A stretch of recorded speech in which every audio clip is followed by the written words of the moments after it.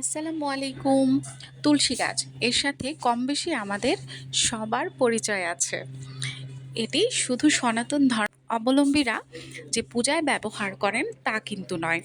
এটি বাচ্চাদের ঠান্ডা সর্দির জন্য খুবই উপকারী। যদি তুলসী পাতার রস করে মধু দিয়ে একটু গরম করে খাওয়ানো যায় তাহলে কিন্তু অসাধারণ একটা ঔষধ তৈরি হয়ে যায়।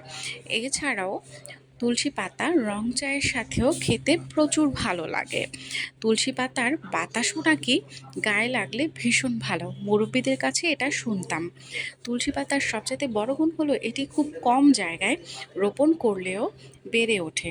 বিভিন্ন বড় বড় গাছের নিচেও এটি লাগানো যায়, এটা বাসায় টবেও লাগানো যায় খুব সহজেই, এটার যত্ন করা যায়। তাই এই গাছটি দেখা যায় গ্রামে প্রায় প্রতিটি ঘরের কোনায় কোনায় থেকে থাকে।